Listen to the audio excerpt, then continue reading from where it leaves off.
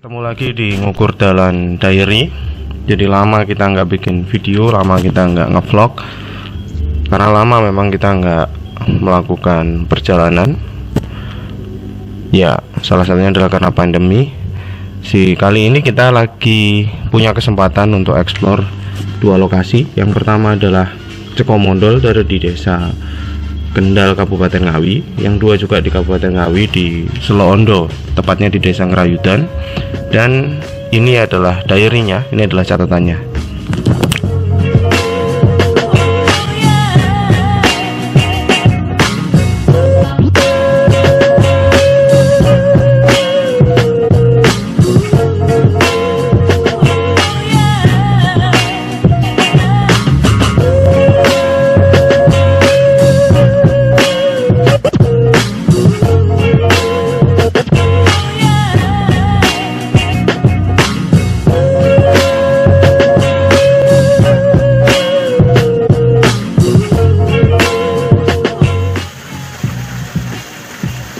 Lokasi pertama ada di Desa Kendal, Kabupaten Ngawi.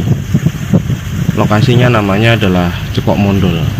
Jadi sebenarnya ini adalah lokasi wisata lama kalau dari data yang kita bisa lihat. Jadi di sini ada sumber air. Dia berasal dari lereng Gunung Lawu dengan ketinggian kurang lebih 400 meter di atas permukaan laut, dekat dengan jalan raya Gonggang Karangudi sekitar 300 meter. Lokasinya strategis karena diapit oleh kota Magetan, Madiun, dan Ngawi dengan jarak yang relatif dekat, sekitar 20-30 km dari tiga kota tersebut. Yang istimewa dari tempat ini adalah bahwa dia itu bentuknya adalah sumber air, dan dia mensuplai air bahkan sampai ke Kabupaten Ngawi dan sekitar.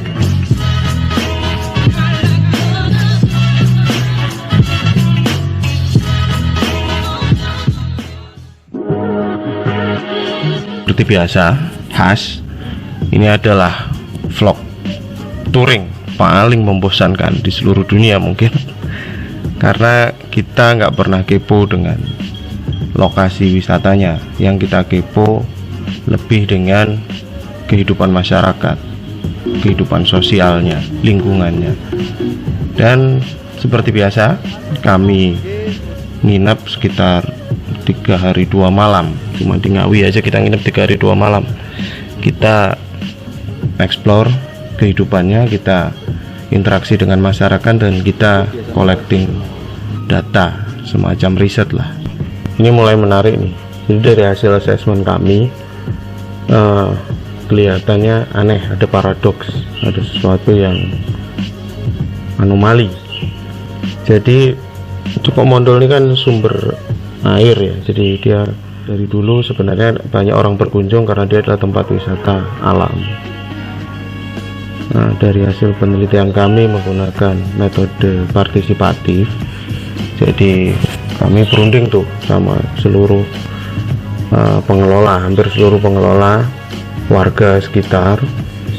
Jadi kita cek satu-satu variabel indikator kehidupan di sana, bukan hanya berkaitan sama alam, tapi berkaitan juga dengan kehidupan masyarakat secara keseluruhan. Jadi kami percaya bahwa kehidupan masyarakat dan alam itu tidak pernah bisa dipisahkan, dan pembangunan apapun termasuk pariwisata itu harusnya kemudian berimbas kepada kehidupan yang lebih baik. Kehidupan yang lebih baik itu bukan cuma soal orang punya uang, tapi orang hidupnya jadi lebih sejahtera. Nah, kembali ke anomali tadi, jadi kami menemukan bahwa justru di tempat wisata alam itu modal alamnya rendah sekali. Jadi kalau dari 0 sampai 100%, nilainya adalah 37%. Kalau dibikin poin 0 sampai 10, nilainya hanya 3,7.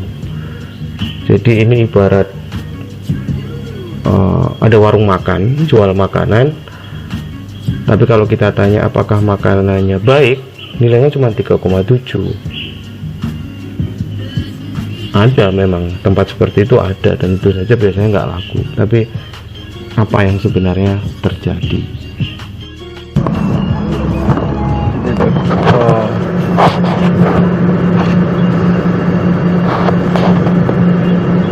Tambangnya berapa lama Pak? Tambangnya? Ini udah kurun waktu ya, kalau yang mulai alat berat ini kurang lebih ya 20 tahunan. 20 tahun. 10 tahun yang alat berat, yang manual ada 20 tahun. Berarti ini kan persis di atas Cokok Mondol gitu? Iya. Persis harus Cokok Mondol? Iya. Makanya itu, yang itu sudah kayak danau kalau hujan. Iya. Bekas galiannya itu. Nah ini ketemunya di sini nih. Jadi kenapa kemudian modal alamnya jelek? Jadi menurut partisipan, kalau lihat modal alam,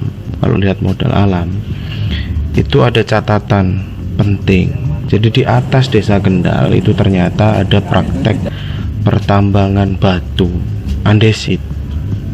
Punya izin nggak ilegal, tapi kemudian mungkin jadi dia pakai alat berat dan sudah berlangsung puluhan tahun. Jadi mungkin dia sudah over mining.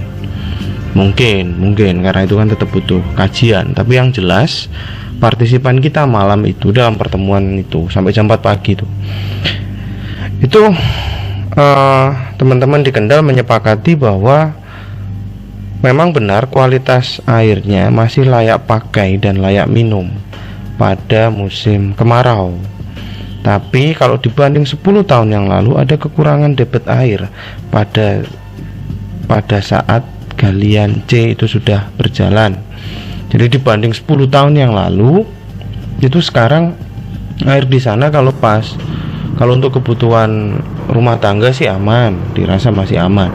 Tapi kalau untuk kebutuhan pertanian zaman dulu nggak ada masalah seharusnya. Tapi hari ini jadi mulai ada praktek gilir air karena debitnya turun. Terus kemudian dari sisi persawahan dulu bisa 3 kali panen dalam 1 tahun, sekarang tidak bisa karena ya tadi pasokan air untuk pertanian berkurang nampaknya.